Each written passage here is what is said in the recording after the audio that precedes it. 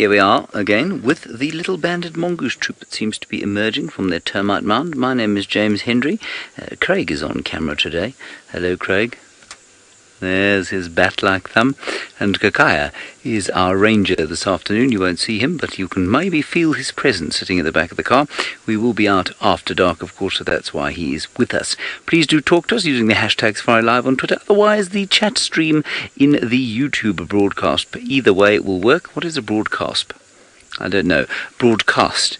And you can send us your questions or your comments. We've got Brent and Jamie headed across the river the other way. They are hopefully going to find some signal and some comms and perhaps the little cubs of the Blackrock Pride a little bit later. Stefan Winterboer broke Rusty earlier on. No, he broke Wendy, so now he's getting on to Rusty. I don't know what he did, but you'll have to ask him when you go to him eventually. So at the moment it is just me and Batman and Kakaya. And of course, one or two mongies. Let us look at them for a little while, and then I shall tell you that our objective this afternoon is to head hopefully along the escarpment, much the same as Scott and Brent have done over the last few days, to try and find those little cheetah cubs. If we don't get lucky with them, perhaps the sausage tree pride, and if we don't get lucky with them, well, then we'll probably just lie under a tree and look abjectly sad while basking in the magnificence that is the Masai Mara. If you are joining us for the very first time, Stefan Winterboer is, of course, in South Africa, in the Kruger National Park and the Greater Kruger Park, on a little piece of land called Djuma. So we have a multi-location live wildlife broadcast. Can you believe it? It's unbelievable. Now, these two little mongoose, probably part of a much larger troop of banded mongoose living underneath the ground in this disused termite mound. Well, disused from a termite point of view. It is very, very used, I suspect, by many creatures.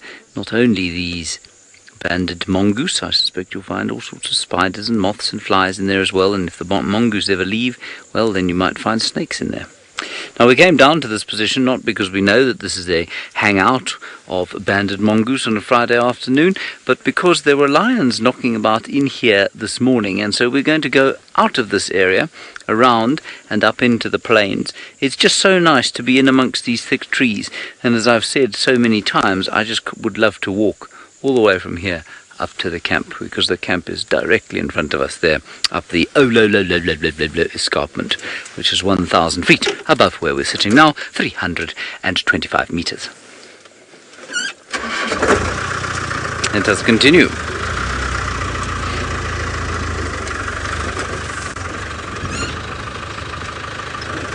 Sinak, you're wondering what mongoose species are found here versus the ones found in South Africa. I mean, there are so many mongoose species that I'm not sure I can answer this question entirely accurately. We don't get dwarf mongoose here, which, well, in fact, I think they might be on the list, but I've never seen one here. Banded mongoose, by far more the most common mongoose that is found here. In South Africa, the dwarf mongoose would be the most common one. You get white-tailed mongoose both here and in South Africa. Then we get, I think you get yellow mongoose here. In theory you should get them in South Africa as well, at least in the Kruger. I haven't seen one there. Water mongoose, grey mongoose, ichneumoniid mongoose you get over here. You don't get them down at Djuma. So there really are a lot of mongoose species. I don't know about the slender mongoose. I haven't seen one here. Have you seen a slender mongoose here? No, I haven't either. So lots of different kinds. When we stop, again, I'll take the book out and have a good look, and we can tell you exactly. But for the moment, I need to keep moving, you know. I'm very goal-driven. That's a lie. But I need to pretend to be when we are, you know, trying to find things happening here.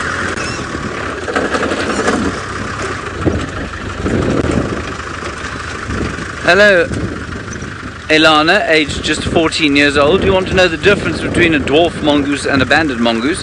Well, the first and most obvious difference, of course, is that the dwarf mongoose is very small, about the size of a fairly average-sized rat, really. They are not rodents, but that's the sort of size. And the banded mongoose here, which are bigger than the banded mongoose, I think, than we get in South Africa, are about that big. So that's the main difference. And of course, the banded mongoose, unsurprisingly, has got on its back, Craig, bands. Well done, good. So it looks striped, whereas the dwarf mongoose is a uniform, very pleasant chocolate colour. No, the colour of the hair that I used to have on my head before it went down my back. Aaron, in New Zealand, you're wondering about water mongoose and whether I've ever seen one here. I have not seen a water mongoose here, but they are found. I can smell a bit of rain coming, and I know Jamie and Brent have been caught in the rain. I'm most pleased to have been given the honour to use Scott's vehicle today, and Scott's vehicle has got a spanky new rain cover, which, like very few things in Kenya, is actually waterproof. Can you believe it? So if it does rain, Craig and I will be, and Kakaya will be very dry, while the others, of course, have to huddle out of the way of leaks. Well, we've done our fair share of that, haven't we, Craig? 3.5 hours, I think, was our record in a leaky tarpaulin. We've been unable to look each other in the eye since. Now, very exciting news. Brent Leo Smith, across the way, has managed already to find himself something chewy. Ha ha ha ha.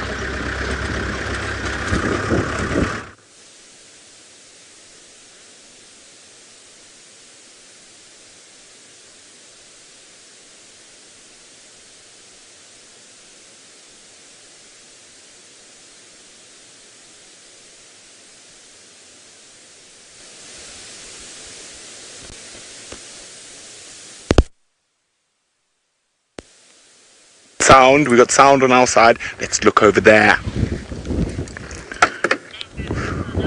We've got sound back. There we go, look at that. Isn't that gorgeous? A big, beautiful tom laying about in a fig tree. He looks quite well fed. Now, this is one of the reasons I'm so excited to spend quite a bit of time in the Salas area, is the leopards around the Sand River and the Kikrok River are prolific. And he's looking like he's had a very good meal. He is a very good looking boy. Yes, you are. Adults, quickly across to James. Oh, quickly, there we are. A little leopard female running into the woodland. 2 leopards in this amount of time, unbelievable. We're not going to follow this one, of course, she's much too nervous, but isn't it nice to see that they are around? This is virtually Sabi Sands leopard numbers there. Alright, well, we're going to continue up the escarpment. I just wanted to quickly show you that. I'm not sure, should we go back to Brent or should we just continue? Let's go back to Leo Smith and his leopard. Okay. Coming to us. Oh, we're back. James's leopard was not as chilled as our leopard, who you can see is a very relaxed boy. Now, what I'm going to do, he is a bit far away, but he's on the other side of a little lugger. I am planning to get there, but it is quite a long journey. We'll see if we can get a little bit closer. So, guys, we're going to need you to help us to keep a record, an ID of all the leopards we're going to find, because we are going to find a few. So get some screenshots, see if you find any distinctive spots, try get a facial spot pattern. Now, as I said, he's a big boy. He's not old yet. I'd say he's probably between 6 and 8 years old. Yeah, 6 and 8 years old. So he's more than certainly the dominant male in this area. Yes, it almost looks like he's grumpy with us. Oh, that could just be tired. You can see those eyes drooping. Oh. He is gorgeous.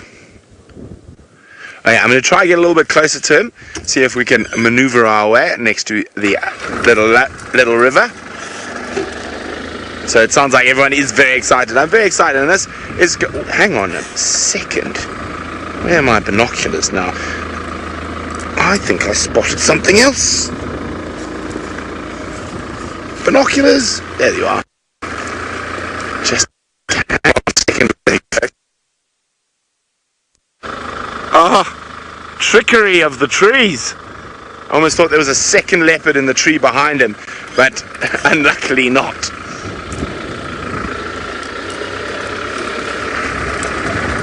Okay. We're going to try get a little bit of a better view, try get you some better close-ups for some screenshots of his face so we can start working out our IDs on the different leopards in this area. Oh, he's coming down the tree.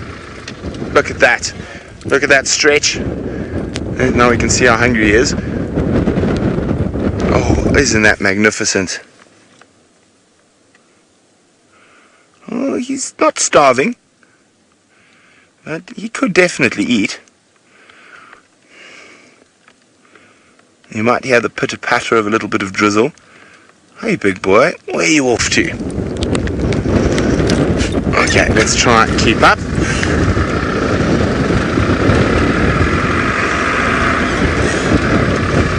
So he might have a kill. Oh, he's going into the lugger. And as I said, it could be quite a long trip around. He should be popping out to the right slightly now, Manu. There we go, spot on.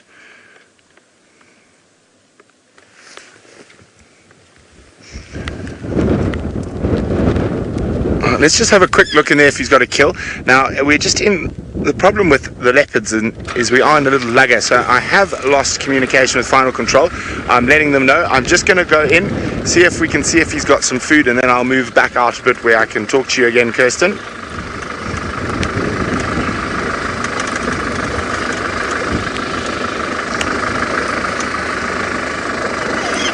So there he is. Oh, he's beautiful.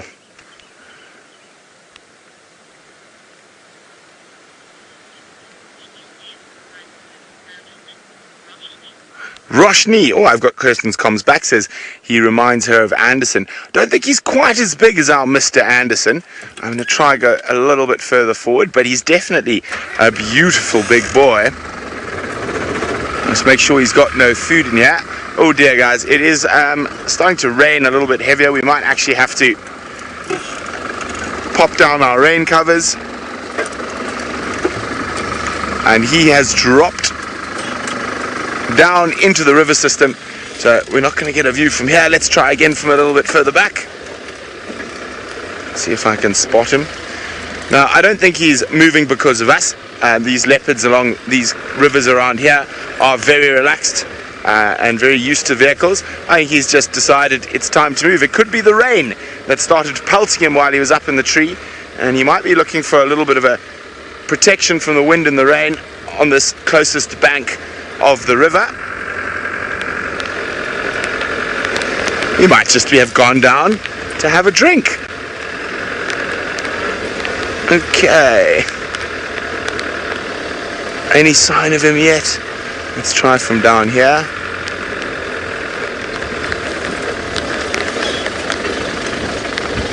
No, I think he's gone into those thickets. He's hiding from the rain. That's what he's up to. I think we're going to have to do the same. I'm just going to move a little bit away from where he is so we don't give him any frights while we deal with the rain that is pelting us at the moment. So the first trick about dealing with rain is to put your bum to it. And that way our covers and stuff don't flap so much in the wind when we have to put them down. I don't have comms with Kirsten. I'm not sure what's gone on. So, Kirsty, I'm just going to say goodbye while we deal with our rain covers, and I'm not sure who we're going to just now. Well, luckily we were prepared for that, as was the Final Control, and I do actually genuinely feel quite sorry for Brent out there in the rain. It's not much fun, especially when you have to get out of the car and put all the covers down and then huddle inside. But once you're inside, I guess it's quite cosy. We're still in very nice sunshine here, although you can see the wind is blowing quite heavily. Brent's probably about, I'm going to say 40 kilometers, 30 kilometers as the crow flies. 22 miles or so. It's a wild guess. And we have a beautiful herd of elephants here, one of whom has got, well, fairly squaff teeth. But that's okay. I don't think elephants are fussy like we are about squaff teeth. I don't think they look askance at those with squiffy teeth.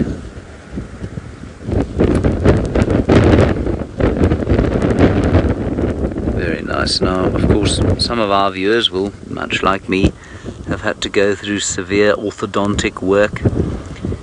If I had not had the assistance of an orthodontist, I probably would look much like that elephant actually.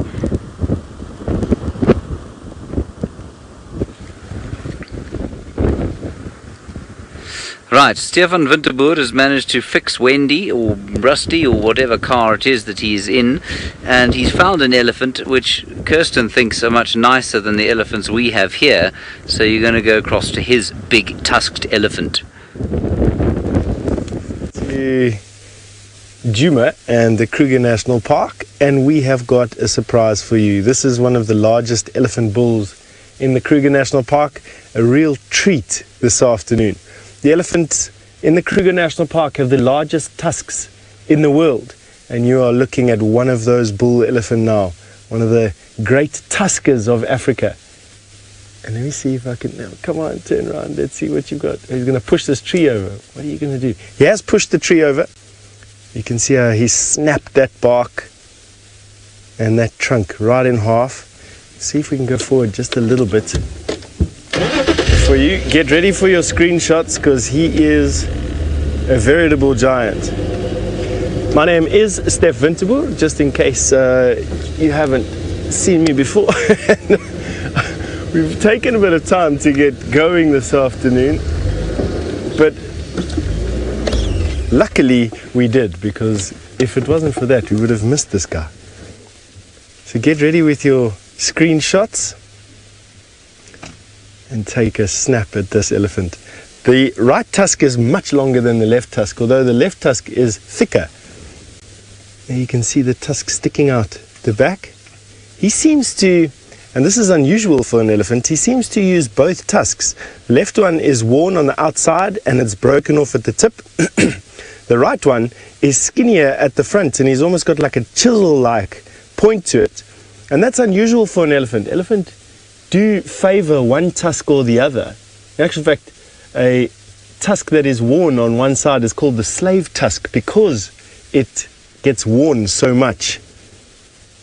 This is a real proper treat, everybody.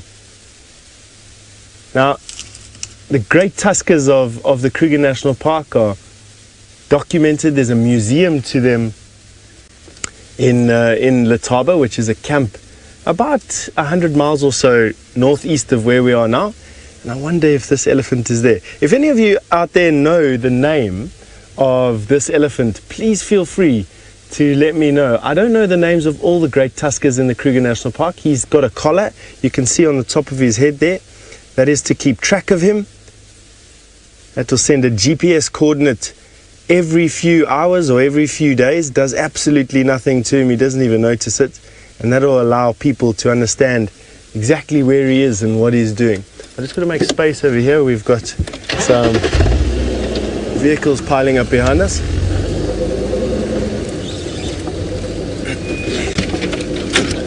John, now you wanted to know if there's a reason, if the elephants in the Kruger, or why is the reason that the elephants have bigger tusks in the Kruger?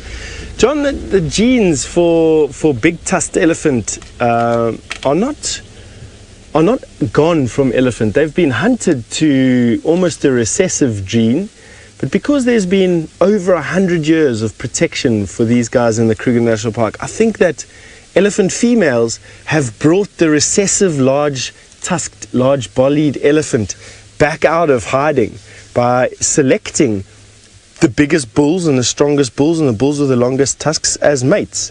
In areas where elephants are hunted for their tusks, large tusked elephant disappear and only small tusked elephant are left to make small tusked babies. And I just think the Kruger National Park's long conservation success is bearing fruits in the fact that they're not only the biggest in body, but they're also the longest in tusks. And this is an absolute giant of an elephant. He is, I feel like I'm sitting in a Land Rover that makes me feel small already. And I tell you that he is making me feel small in this car as well. A bit of inferiority complex, but he is a big elephant, massive.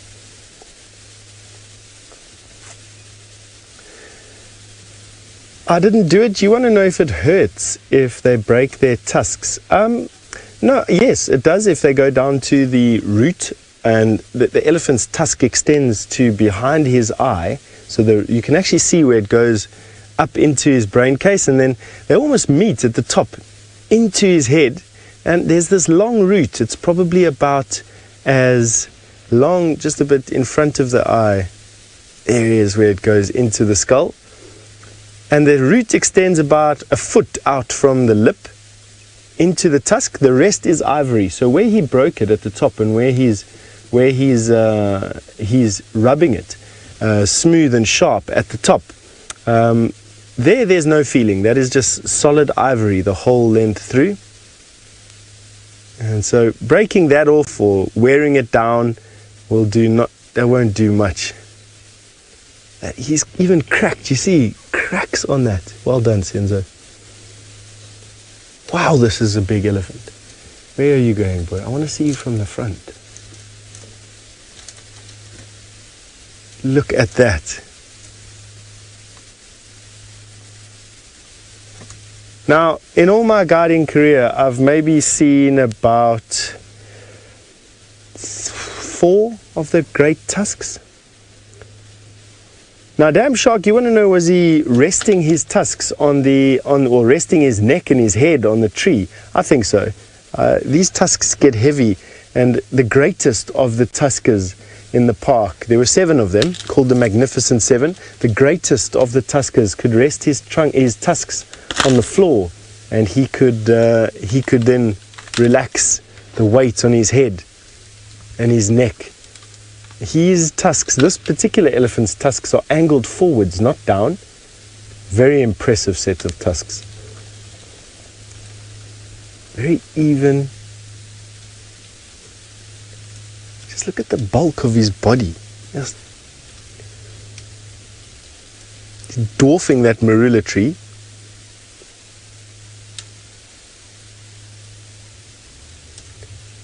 That is amazing. Snap that tree trunk. That tree trunk is about 2 to 3 feet in diameter. Maybe just a little bit less than 3 feet. Maybe about 2 feet. Look at the size of the branches he's sticking into his mouth. Stephen, you'd like to know if there's any trees that an elephant would avoid? Absolutely. They've got the most varied diet of any of the herbivores out here, but it doesn't mean that they will eat everything. Wintertime, they eat a much wider variety of plant than they would do in summertime, and that's only because a lot of the plants' toxic compounds are retracted into their trunks and into their roots during winter, leaving their branches free for an animal to eat. And so they'll eat more woody species, more different woody species in winter, but even then they will stick and shy away from the biggest ones. What he's doing there with his foot is just rolling off the external branches, the branches on the stick that he wants. Now he's gotten rid of all the branches, and now he just puts the empty branch in his mouth. And watch how dexterous that is. That branch is thicker than my arm. Probably about as thick as my lower leg. Oh, wow. Listen carefully, listen. Listen.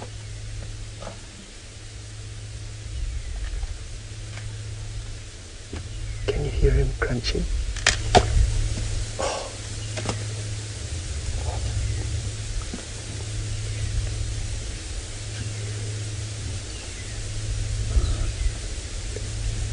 The base of his trunk is about a foot across. Where it comes. Where his tusks start. Wow, listen.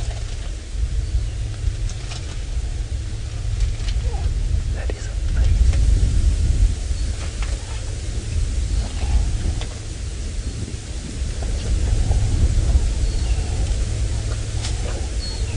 Wow.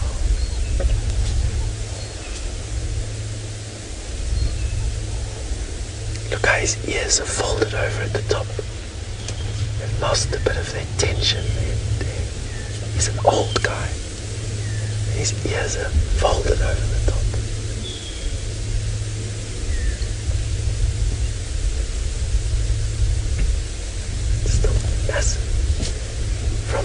45 years of age and upwards to their eventual maximum age in this particular area at 55 to 65. Elephant will pack on massive amounts of muscle and bone, and their tusks accelerate in growth as they get older. Their skulls increase in size. Look at that.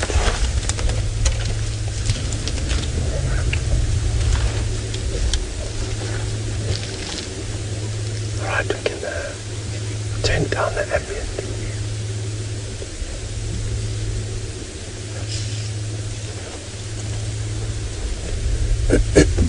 Mariti, you have just asked an interesting question. When elephants tear their ears, does it bleed? If all their... Look at the veins in his ears.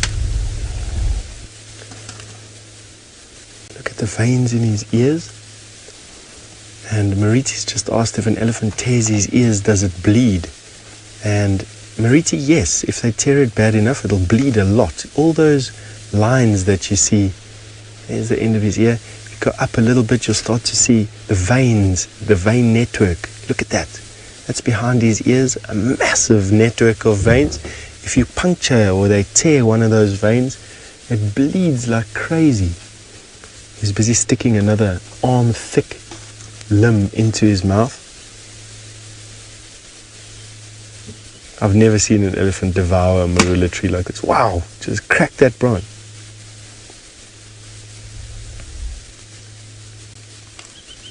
That is amazing. It looks like it's an afternoon for rare things. We've got a giant bull elephant here where we are in the Kruger. You've had leopard with two of my friends in the Mara, and now Brent has got something just as rare to show you. Well, this is the closest I've been to a black rhino since I've been in Kenya, and he's eating the fruit from a sausage tree. Look at that, isn't that incredible? Oh, let's just move a little bit so we can see him use that hooked lip of his. Oh, sorry, mister. Now, very important, let the car run for a few seconds so he gets used to the sound. There we go. Now, his behavior has been so relaxed. We've been sitting here for a while. So I'm just going to sneak around the big sausage tree. This is one of my favorite sausage trees in the Mara. It's absolutely massive. I'm making sure he's got plenty of options to escape if he wants to. Look at that. He's got the sausage. He's decided he's finished with the sausage.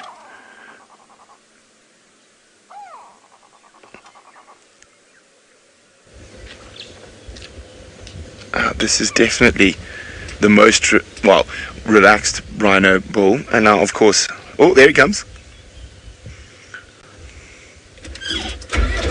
Let's just go back a bit. There is the last sausage under the tree as well. You can see now rhino, when they're upset, will curl their tail. And you can see he's not upset at all. Very relaxed, very lethargic. He's decided that he's eaten enough of that sausage. And he's going to move on. Oh, to some bushes. We can see him using that hook lip. There we go. Oop.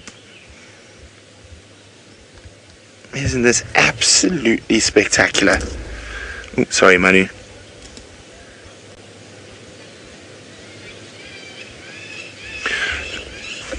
Kirsten, not Kirsten in Final Control, would like to know why black rhino are more aggressive than white. I don't believe they are. Quite often they're encountered in thickets and bushes, and they get a fright and they just charge in a general direction. Now, my experience in black rhinos in areas that are used to vehicles is they're not aggressive. They just, or maybe not aggressive, they're just a little bit more grumpy maybe, and that probably comes from living in thickets most of the time. So they often get a fright at close range, and then will be very, very upset with whatever's closest to them. And there we go, look, you can see that perfect hook lip. This is really, really awesome to be able to see a black rhino like this. Munching on what looks to be...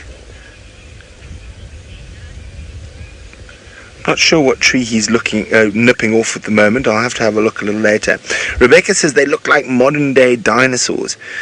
Indeed, they do very much so. Even though the closest thing to a modern day dinosaur in terms of age that's out here in the Mara is, of course, the impala, who's been unchanged for 1.6 million years. Oh, there we go. There we go. Territorial scent mark as he sprays there. That tells me he is definitely the dominant bull around this area.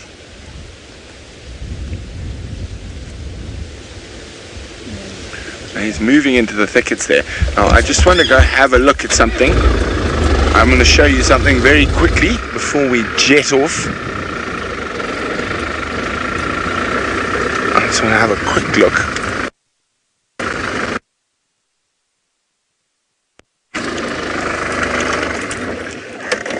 Okay, now it's not often you get to see stuff like this. So even on something as big as a sausage, you can see the teeth cutting at that 45-degree angle. Now look at that. That is fresh black rhino saliva. That is amazing. Absolutely amazing. Wow, what a start to the drive so far. Leopard. I keep thinking I'm going to see something else close by. Leopard, and definitely my best black rhino sighting in the Mara so far. But I think I did a naughty because I went closer to the lugger, so I can't hear Kirsten anymore. Let me just go back onto the road quickly.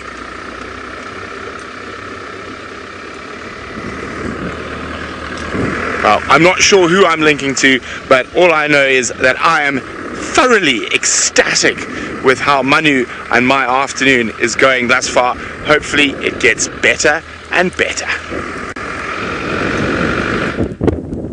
They have had a wonderful, wonderful afternoon. We are now going to celebrate World Animal Week Day thing with a buffalo. Today is Buffalo Day in World Animal Week Day thing. I'm very confused. I think that it's World Animal Week or something like that, and we've chosen buffalo today. Well, anyway, there's our buffalo. Much underrated as a beauty of the wilderness. Well, I suppose beauty is in the eye of the beholder, of course. That buffalo showing itself to us, and Craig, I think rather unkindly, has described the buffalo of this particular region as much mankier than the ones that we get in South Africa. So I have had to, I haven't been much more complimentary about them myself. Anyway, that is a buffalo, but that is not really what I want to show you. I want to show you something else. That I said to Craig, I've spotted the lions. He said, and I quote, I said, but they're quite far away. You know, I was quite impressed with myself. He said, okay, right. So I thought I'd show you before I showed him. He doesn't know where we're going. Point the camera over there, if you would be so kind. You'll see the tree farthest to the left. Keep going left. The leftmost tree that we have. That's it. Now, zoom in there to a tree behind it. You see the tree behind it on the right-hand side, underneath the shade there? That's it. The one in the middle there. Underneath the one in the middle you'll see some lions. See that, Craig? See how far away they are? Like little gold ingots underneath the shade there in the sea of green. Anyway, we'll go closer to them, see if they're hungry and decide whether we're going to stay with them or not. Craig's now silent entirely. I think that is the sausage tree pride that we found this morning. We'll go and have a look-see. And I wonder if that's not just the cubs, and if the mums and aunties are not off hunting.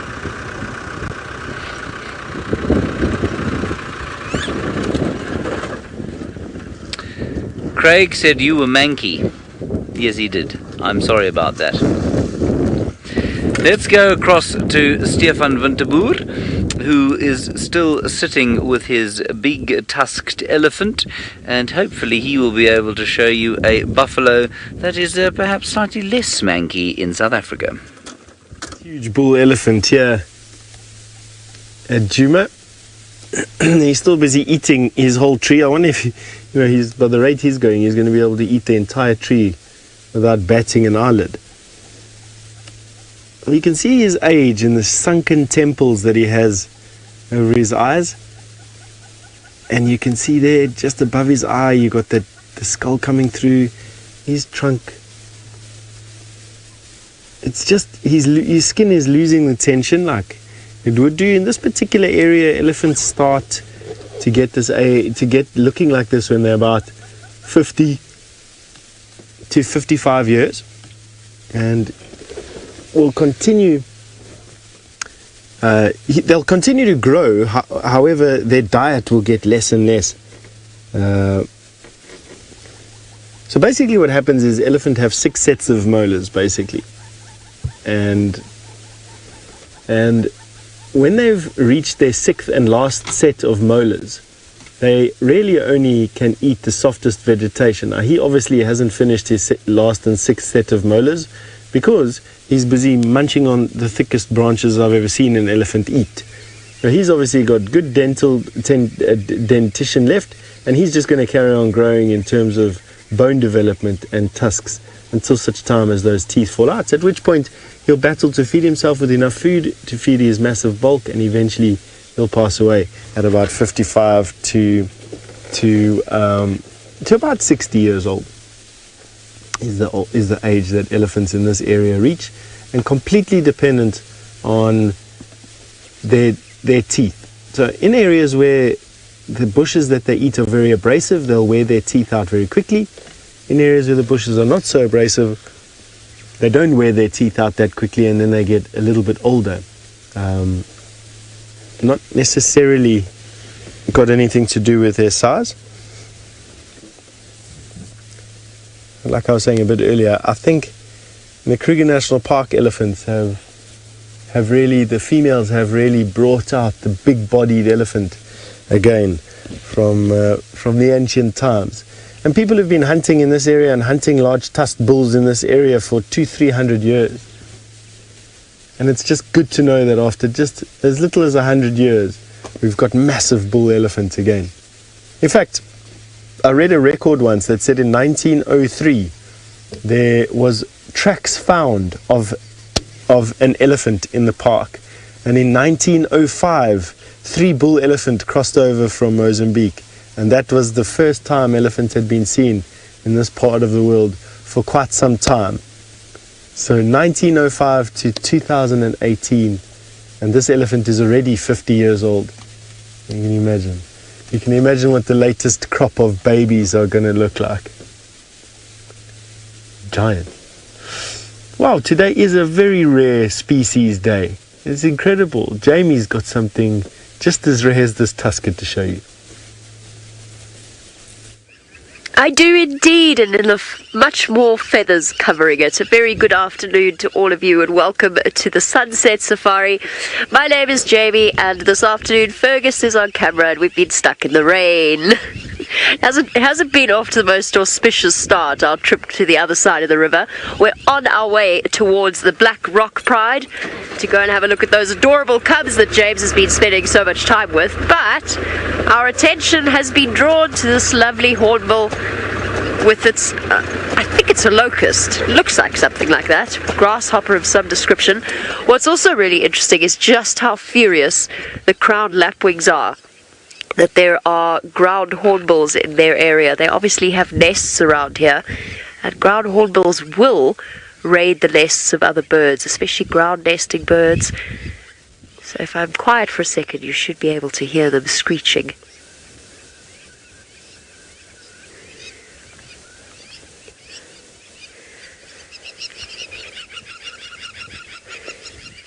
There they go, dive bombing the hornbill. Incoming! Chickened out at the last minute. So this is the southern ground hornbill, and I apologize, I appear to have half of the bar up my nose. This is the only explanation I have for this. I've just sneezed about 20 times in a row. So it's going well, Ferg. It's going well. Doesn't seem, though, that the Hornbill is interested in the nest of the crowned lapwings. It is instead focused on... I'm not entirely sure what it's focused on. It's been carrying this locust around for the last 5 minutes. I wonder if it's got a youngster somewhere that it's going to take food to. It could be. It is entirely possible. And we are close to a couple of sort of forested areas that would work very well as a site for a ground hornbill nest. I mean, they don't typically breed at this time of year. Well, they're almost at breeding season in South Africa. I'm not sure what their breeding season is here in the Mara. But from October... Oh, it is October. From October to March. Who knew?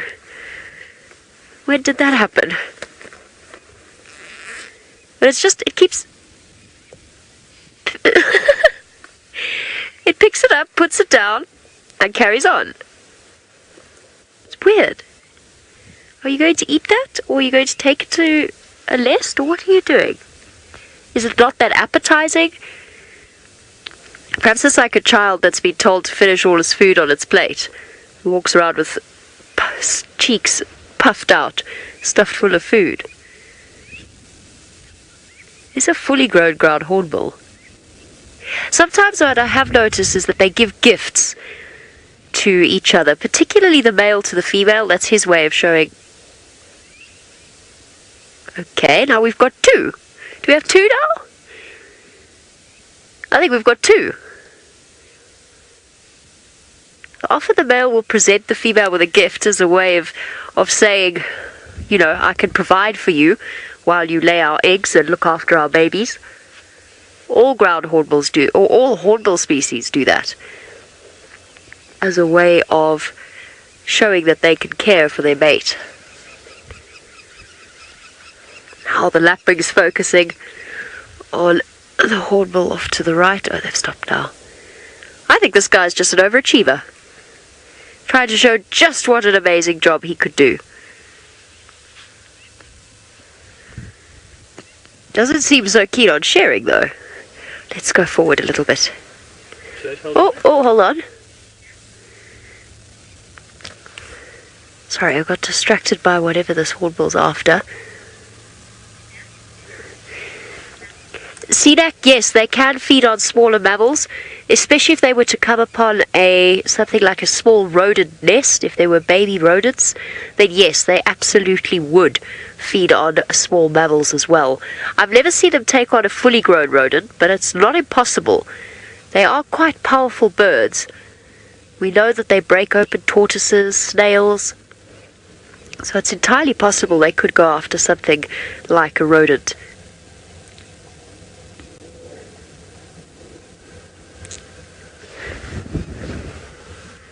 Interesting. It seems to be collection day. Everybody's walking away with gifts. Okay, that one at least ate them.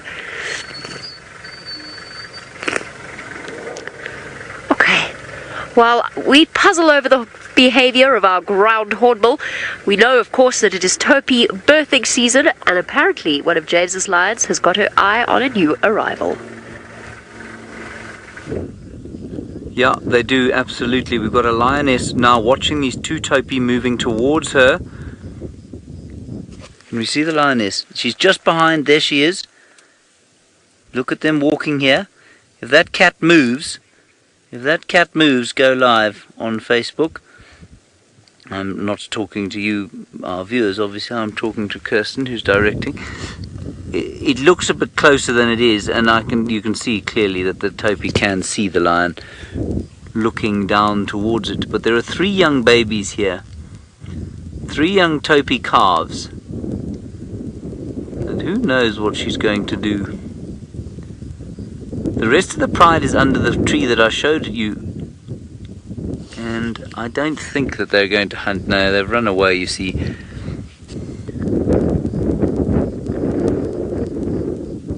Another one is up.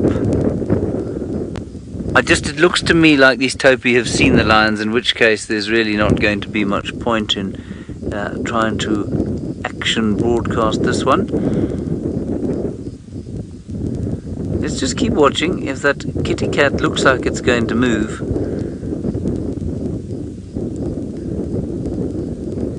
one Topi baby being left behind. Lions all watching. They're too far away. They know these Topi are not slow.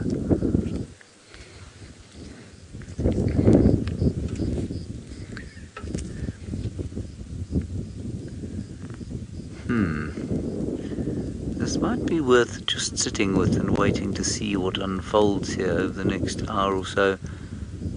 I haven't been down to the lions, so I don't know how full or empty they are. There's no way she'll try and take on a Topi at this distance, though, unless it's a baby that's been separated. They are simply too quick. I mean, she would hesitate to take on any antelope at this distance, but definitely not one of these guys.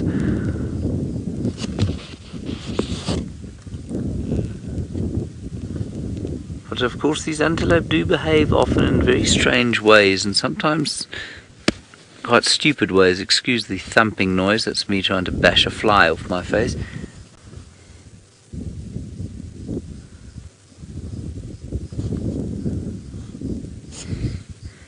There are lots of zebra and things around here. Lorena, you say the Topi babies look like tiny horses. I'm not sure that I think they look like tiny horses. I think they look like tiny Topi. They're so odd looking. I don't know why I think they're odd looking, but they are quite odd looking. And I feel that Topi babies are exactly what I'd expect them to look like. But I can see their movements are very horse-like. As has come to be expected, the lioness is much too lazy to actually make an effort here. You know, if one of the Topi had tripped over her, maybe she'd have tried to get up and eat it. She made no effort to conceal herself, which makes me think that they're not particularly hungry at this stage of the game. Now, we have had word on the cheetah and her two cubs, the ones that Brent found the other day, apparently way down to the south, where I don't think we will have any signal, I'm afraid. So I think we're going to stick around with these chaps for a little while and see what happens.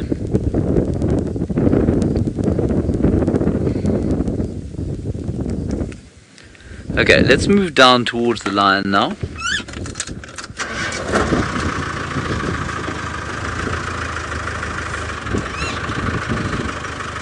I mean, Kristen, you said your Topi have a smaller or lower death rate due to predation because of their speed. I don't know. I'm not sure that they do necessarily in some areas. I imagine in this area they probably do, because there are easier things to catch. Zebra take a pounding here, especially in the non-migration season. We know, of course, that the wildebeest take a huge pounding in the migration season. I'm not sure that these Topi necessarily... I mean, I've seen a few kills. I've seen very few, though, of Topi, and I've never actually watched the takedown. But I have seen lions hunting Topi, so they do hunt them. Crocodiles we've seen take many of them as they've tried to cross the river. They're not very good swimmers. Alrighty, here we are arriving at the lions. You can see how far away actually the lions were, and it's one of those compressed shots where it's a kind of trick of the camera where the animal moves past, they move past each other and they just look like they're much closer than they are. She is still looking at them though.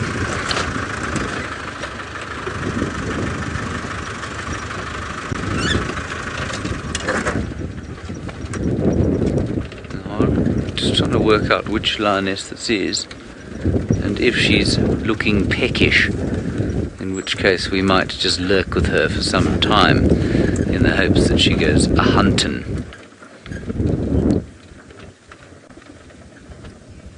Hello, madam. How are you? No, Judy, I must confess that I feel rather the same. You say those Topi are so cute, you don't really want to watch a lioness like this take one out. I feel rather the same, I must say. I think she's pretty full, you know. They look pretty full this morning. I think they ate last night, probably. It's not to say they won't try and eat again, though. She's not being particularly, effusive with her greeting, is she? Hello? Hello? Yes. Very tired. Tough times. Mangled ear that she has. There's do so many of the lions in this area, I find. I'm not really sure why that should be the case, why their ears should be that much more mangled than the ones of the Kruger National Park. But they seem to be longer and more mangled.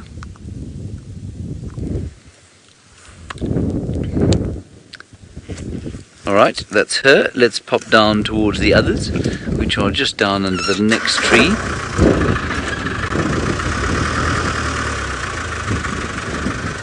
Sorry to disturb you, my dear.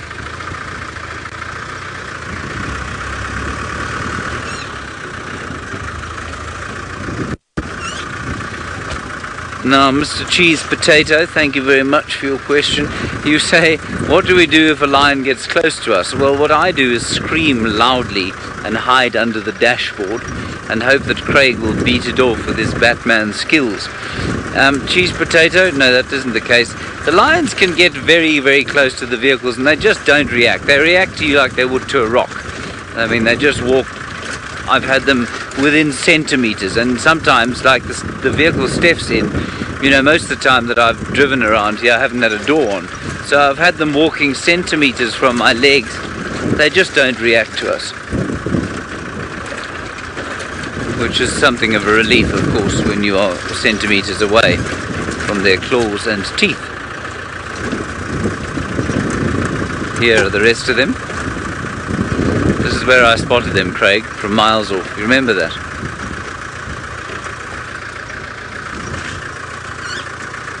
She's looking very interested, this one here. We've got the cubs under the tree and another lioness here, this golden lioness. She's very gold.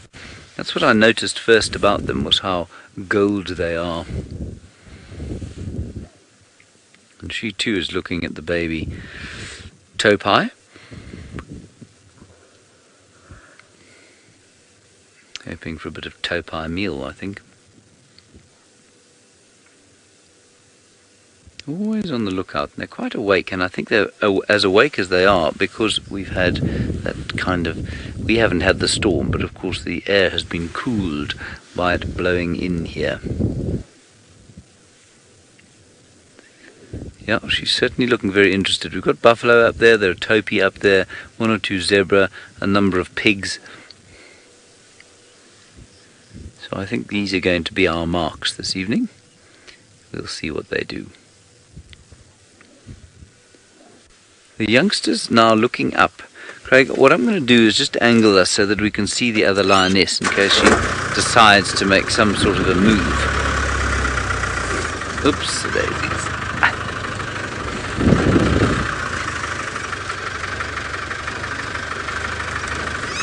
Can you get the cubs there? That should do us. I'm just going to have a look to see if I can see the other lioness. She's actually started to move. No, she's dead still, same place. Not looking this way, looking towards the Topi and the zebra and the pigs and all the other delicious bits and pieces that form the smorgasbord that is the buffet of the Masai Mara. There's the little pale one behind the two bigger ones. And you're all wondering which pride this is. This is the sausage tree pride, same one we saw this morning. And I think it's not the complete sausage tree pride. It's the only members of the sausage tree pride that I've seen. Two lionesses, and I think are there 4 cubs? I think they're 4 cubs. But they're most obviously identified by that pale lioness, the pale cub. Jamie's favourite character.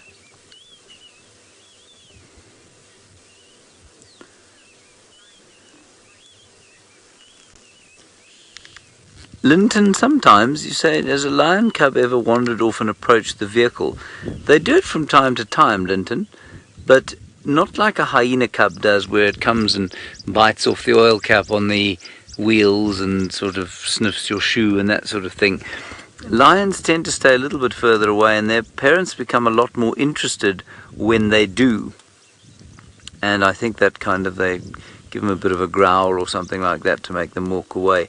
And certainly on foot, what you don't want to do is come across lion cubs and their mother, because then they do tend to quite interestedly or curiously approach you, and that makes their mothers very, very cross indeed.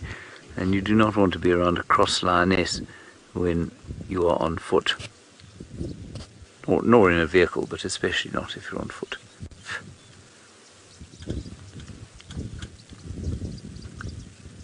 Suddenly the wind has dropped, perhaps the storm we will not receive. I'm not sure how it's going with Brent and Jamie. We're going to go and find out from Jamie as she approaches the Black Rock Den. I do hope that those cubs give a performance like they did for us over the last few days. Oh, there we have it. Rather than my dance. There's little things of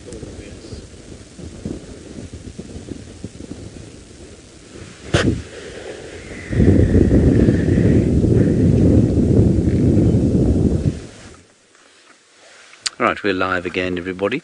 I'm just going to say to Kirsten to send a message to Jamie to say go to the other channel. That might work. Add 7.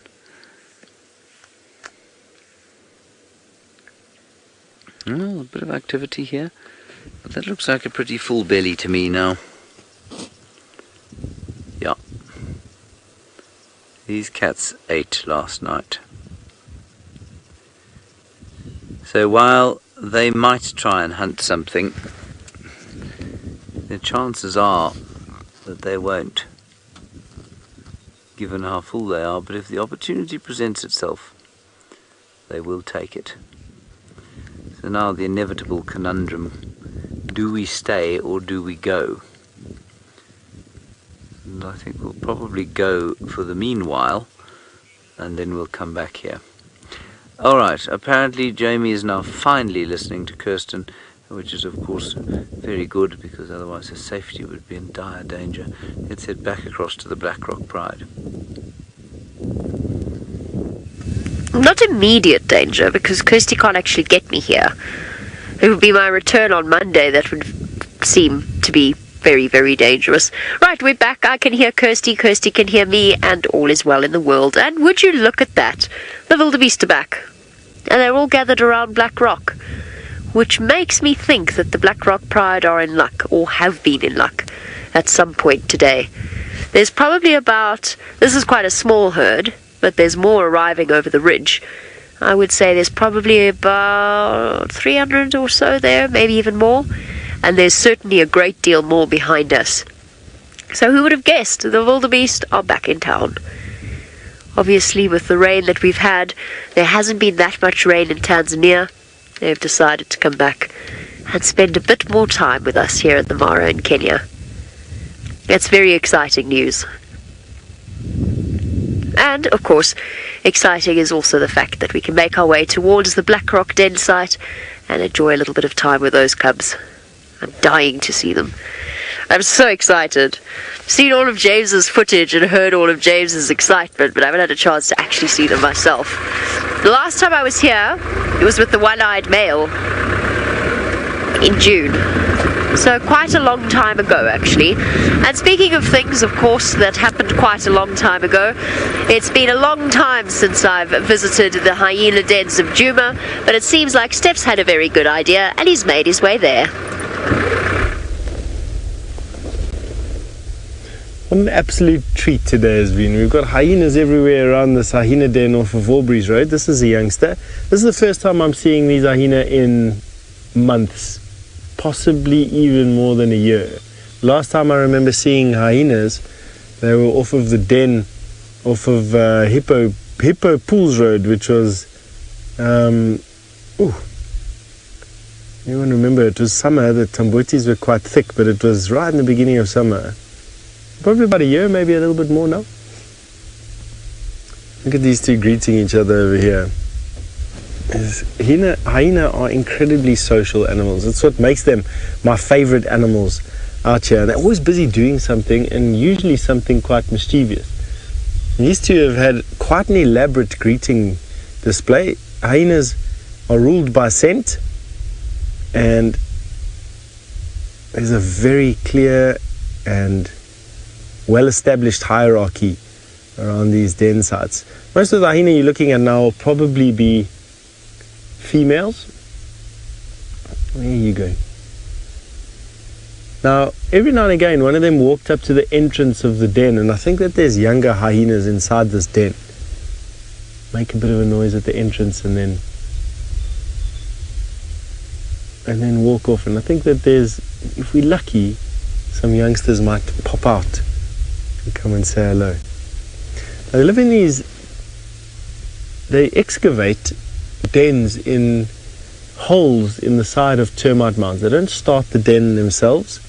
That is done by an aardvark and further enlarged by a warthog, and then hyena move in and do their own excavations, and youngsters will do their own excavations inside the excavations.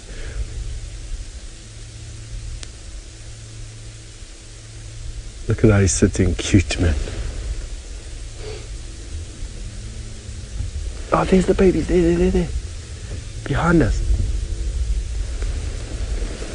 Kaylin, you want to know what the closest... There we go. Hello. Oh, cute.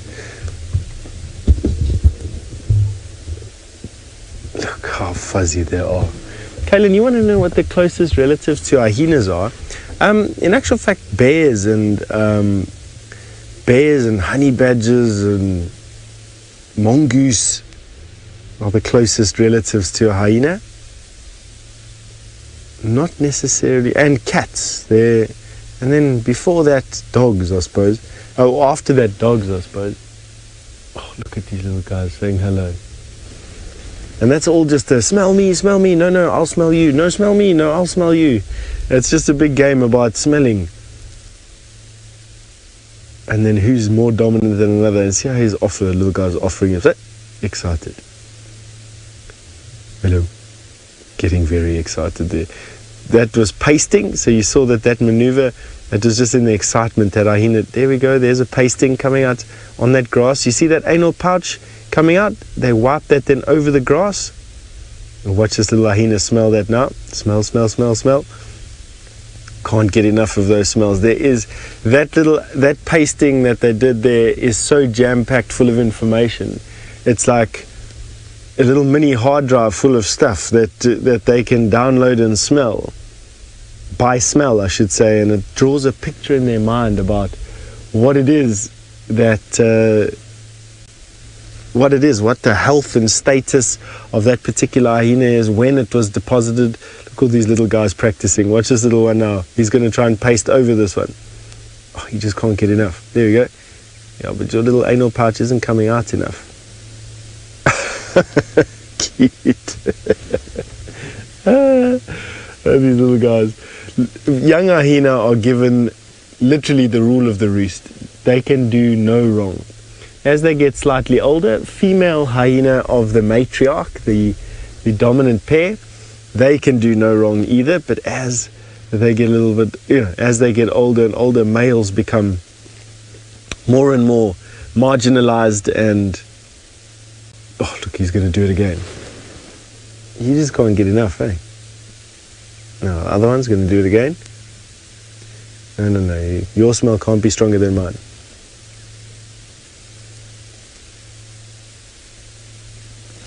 Strawhead, do you want to know if their dens cave in? Can they dig out? That's a good question. It's quite tough to cave these things in because they're built in disused termitaria. Well, actually, not even disused termitaria, but termitaria, and they dig almost down, vertically down. They don't dig. It's quite a strong structure. I mean, I've seen a a termite mound hollow enough for me to stand in, and it gets hollowed more than it does lose its sort of integrity. So, you know, the chance of it caving in is there, but small. So will they be able to dig themselves out? Do they have the tools for that? I suppose it depends on how much weight is on top of them. If it's the entire termite mound, then no, I don't think so. If it's just a small little cave-in, then I'm sure they'll be able to dig themselves out. Now, they only weigh about, call it 50, 100 pounds, you know, average. So if 300 pounds of dirt falls on them, they won't be able to do anything.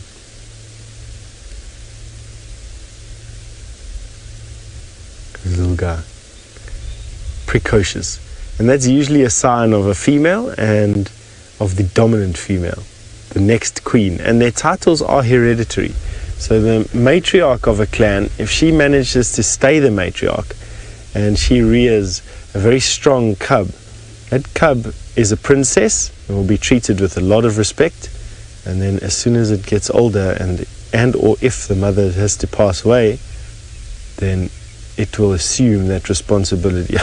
Get so excited when they get smelled. It's like, yay, you're smelling me. Now I smell you a little bit. Now you can see a dangling thing there between the legs, and you might be mistaken for that being a penis, but in actual fact it's the female genitalia that is just enlarged because of massive amounts of testosterone that the females produce, and they have this sort of pseudo appendage that comes out and gets engorged with blood. And then what are you doing now? Gonna paste another piece of grass. Yeah, the little one goes and pastes again over mom. You're being very rude, you know. That's mom's signboard that you're basically graffitiing over.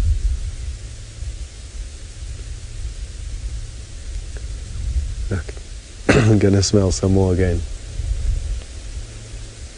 These are spotted hyena. You get two different kinds of hyena in this country. You get spotted hyena and brown hyena. We're gonna try and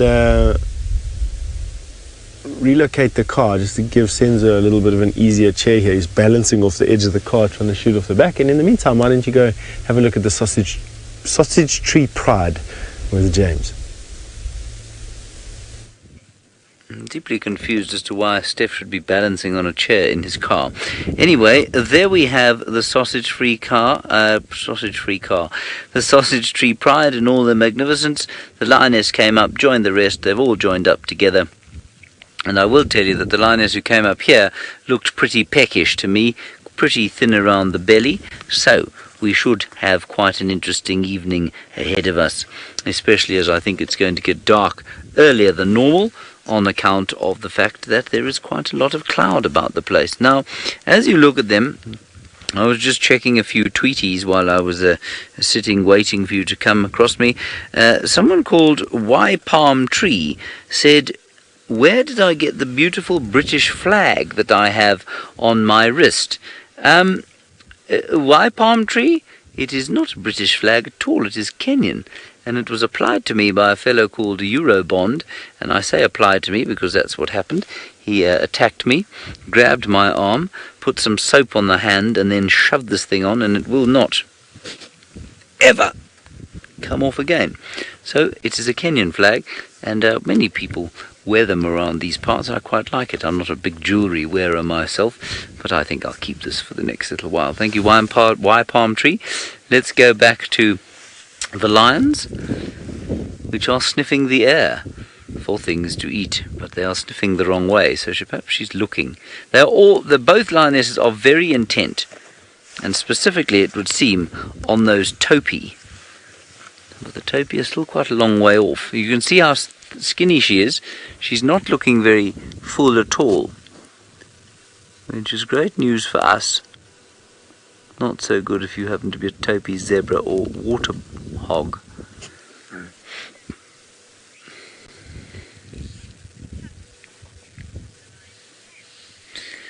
Rita, you're wondering about the use of the tuft of the lion's tail, what it's for. Riti, we think, like just about every other unusual looking thing on the back end of an animal, we think it is a following mechanism. We think it allows the cubs to follow their mothers through long grass, and we think it allows different members of a hunting party to follow each other through the long grass. And the best way for this to be illustrated is if you stick with us, Riti, when we go into infrared, you'll be amazed at how that black back of the ear and the black tail tip sticks out in amongst the grass. And lions don't quite see in infrared, but they do see in very little colour.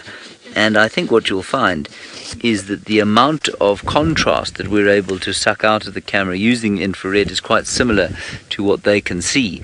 And so I think it gives quite a nice indication of how obvious the back of the ears, which are black, of course, and the black pom-pom are when they are on the hunt or when their little cubs are trying to follow them. That especially goes, of course, for the night time.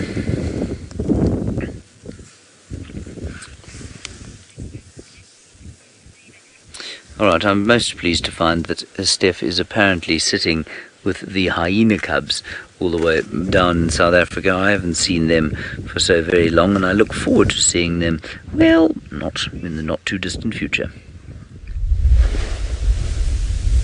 These little guys are just so cute. They're such good value for money, I must be honest with you. I love hyena cubs.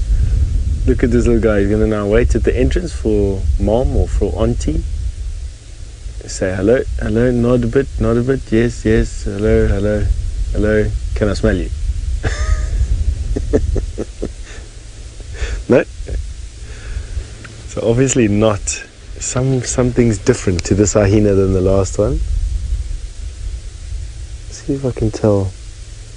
By the way, I used to be quite good at telling male from female, but they're quite difficult with those appendages of theirs.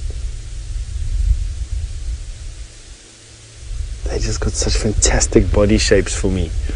Sort of like a sports car, you know. Sports car, there's no airs or graces about it. It's not going to fetch your kids from school or go and do fetch milk at the corner shop. It's not going to take your family on holiday. It's a racing car. These guys are like sports cars for me. They're just purpose built for endurance and power, and they're actually quite menacing. They're big. That sloped hindquarters, or the overdeveloped shoulders, basically are a fulcrum, and it allows for a very rigid body shape and for an endurance athlete who will rock around that fulcrum. It also allows that sloped back and the smaller hindquarters, very similar to the Topi that James was showing you a little bit earlier. They also have got that fulcrum design. All the endurance antelope have got this design. It also allows them to get their hind legs between their front legs and allows them to deploy that massive neck and head. It's just all muscle, and that allows them to rip apart carcasses and dismember carcasses. It's not their primary job out here. I mean, they are part of the cleanup crew. I think that between vultures and insects, they do more carcasses than what hyena could ever do. But Palin has just commented on exactly what I was going to finish that statement off with. Hyena are they the most successful hunters out here? And I would like to say yes. I think that they're even more adaptable than what leopard are. They don't exist in the same environment. Actually, let me retract that. Leopard occur in more environments outside of the game reserves than what hyena do. In particular, spotted hyena. They're absent from rural areas where leopard are quite comfortable in rural areas. Are they better hunters? I think so. They're better able to look after themselves when the bush is healthy and they're not in competition with man for resources. Again, I think so. Are they better than lion? I also want to say I think so. They're better able at utilizing a wider range of food, is basically what I want to say. They can bolt down more. Lions bolt down about a quarter of their body weight. in food at a given sitting, hyena can do a third of their body weight. Lion can crunch through bones, but only when they're older. Hyena can utilize bones from when they're this age already, as soon as they can start cracking them open. Hyena will store carcasses in water for long periods of time to keep them fresh. You know, lion, if they can't eat the food that they've killed, it goes off or gets given to hyenas or gets given to vultures if they can't hold on to it. Lion are obviously better at killing much larger prey animals, but it only really comes into play at the buffalo and above level. I've watched four hyena kill an adult bull buffalo. So it's not like hyena can't kill buffalo. And clans of up to 50 hyena pull down buffalo every night in the Masai Mara and Serengeti ecosystems. I can hear more hyena in the distance. There's definitely something going on here. There's more hyena over there than there are that we can see.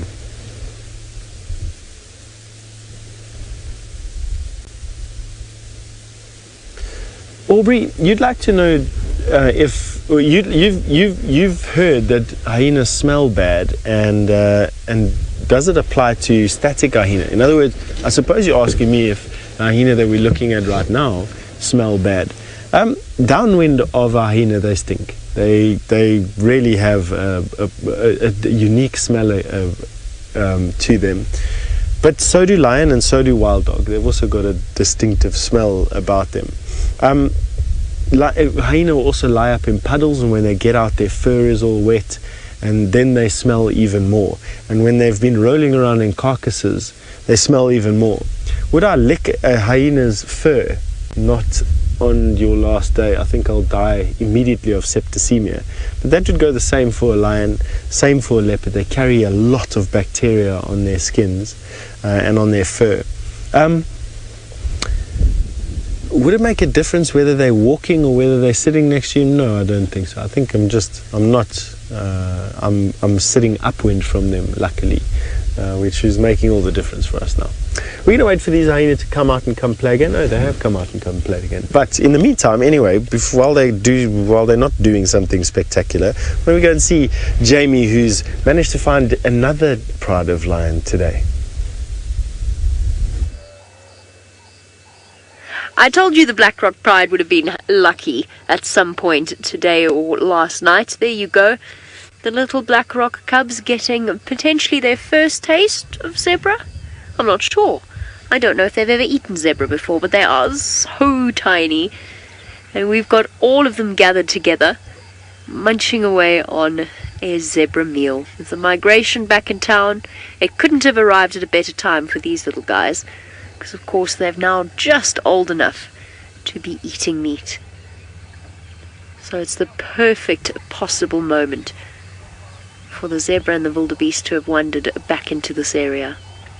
Here we go, there's one of the proud mothers, and then off to the right a little bit are the rest of the suckling cubs, all gathered together.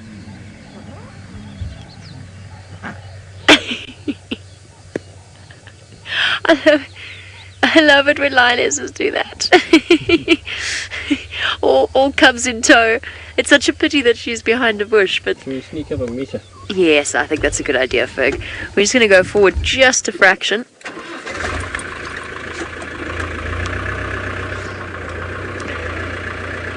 Well... yeah, well, that'll do. We'll take what we can get. Here we go. Little cubs making a noise.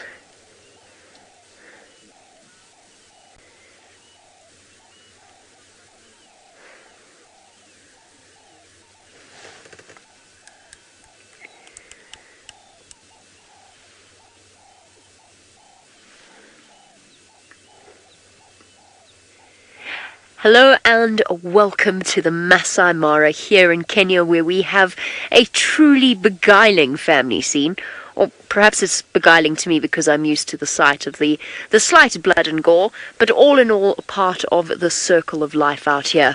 Our quick introduction as to who I am and where we are. My name is Jamie, and this afternoon Ferg is on camera with me, Fergus, and we are live from the Masai Mara here in Kenya. We've been following this particular pride of lions for the past week as these tiny little cubs reach the stage where they go from cute little bundles of fluff to, well, cute little bundles of fluff that eat meat. So this is completely 100% live. We're here in Kenya, very, very close to the Tanzanian border, and these cubs have just got exceptionally lucky. The migration, the great migration of course, over 1 million wildebeest, and oh, Mum's got a puncture wound on her head. I only just noticed that. Of course, over 1 million wildebeest and a couple of 100,000 zebra have just recently completed their yearly journey through the Masai Mara and back towards Tanzania. But it's never one solid movement, and they often crisscross backwards and forwards. And fortunately for these little chaps, the migration has returned to their doorstep once more. Now, because this is live, it means that you can ask us questions as well, so please do that in the comments section below. We'd love to hear from you. Oh, Cheryl, you say these babies melt your heart. They melt mine too. And although it is, for some people, I think a little bit gory, it is, of course, the lions can't go and buy pre-packaged meat from the grocery store. This is completely wild. And this is quite possibly one of their first tastes of zebra. They're only just old enough to start feeding on meat now. And the extraordinary thing is that while we do these Facebook broadcasts to all of you watching, is that you can actually watch the progress of these cubs as they grow up and as their story unfolds. There's 9 of them in total, and they are utterly, utterly adorable. I think it's a very easy case to argue the fact that they are probably one of the cutest baby animals out here. Bev, welcome. I'm so glad to hear that you're watching. Bev's obviously been watching these little cubs before this. Bev wants to know if all 9 cubs are here. I haven't been able to do a proper head count because they don't keep still. They're making my life very difficult. They, of course, don't know that.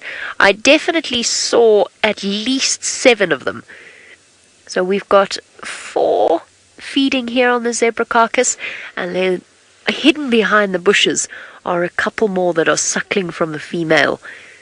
So I haven't managed to do the head count, but I'm pretty sure that we'll find all 9 here safe and sound. There, look, there you go, grabbing onto Mum's tail. This really is a fantastic turn of luck for the cubs of the Black Rock Pride. Lioness growling a little bit in irritation, flicking her tail away from very sharp teeth. One desperate little cub still wanting to suckle. So although they're eating meat, they're still reliant on Mum's milk, and they're going to be reliant on Mum's milk for a good few weeks to come. Which means that their diet sort of moves between solid and liquid form quite slowly. You could just see one desperately suckling, clinging on for dear life, and rightly so, because, of course, when the other cubs move in to have a drink, this little one might just lose the best possible spot. So it's worth staying on, even if Mum has rolled over onto her back.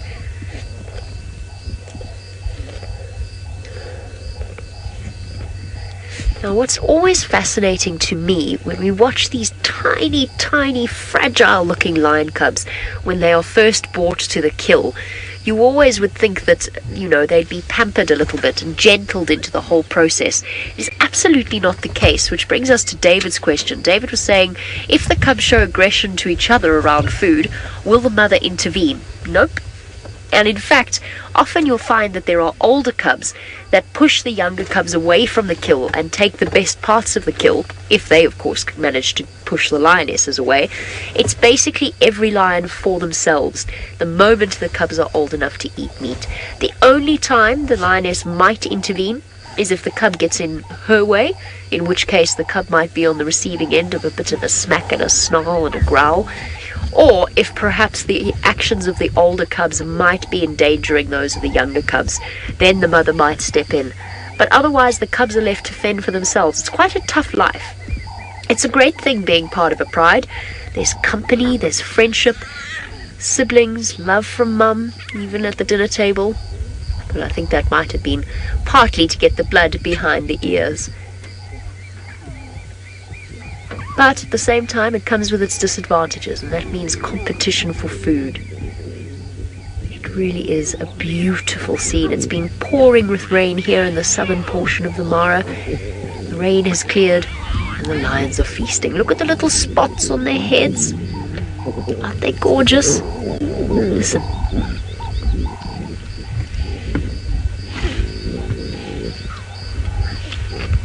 You hear the growling? That's the cubs. They're very, very vocal.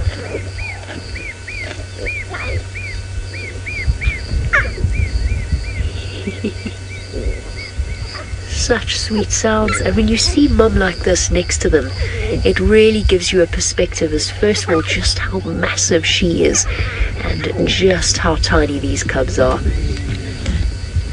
They're barely much larger than her head. They've got many months of growing ahead of them, but fortunately they're off to an exceptional start. Oh, look at these cubs on the right.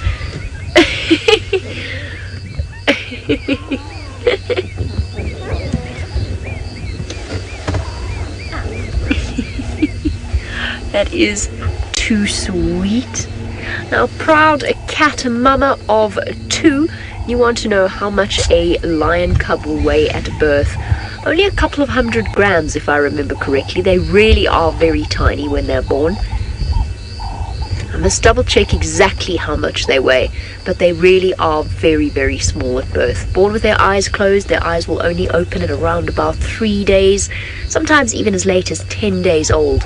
And for those first few days, they are utterly helpless little creatures, entirely dependent on the protection of their mother and their instinct to stay hidden.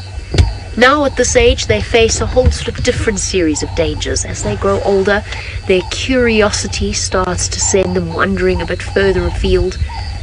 But sometimes exhaustion just takes over. All that growing means that sometimes you've just got to have a really good cat nap. Was that zebra meal just too much, little one? That's what human beings feel like after a big Sunday lunch. Look at that gorgeous little face. And we're going to be saying goodbye to those of you joining us on Facebook. It's been wonderful sharing these little cubs. Keep your eyes tuned, because we will be following the story of these cubs, and we will be going live with them periodically throughout the course of the next few days. We'd love to share their stories with all of you wherever you happen to be. It's been lovely with you, and we hope that you join us again soon.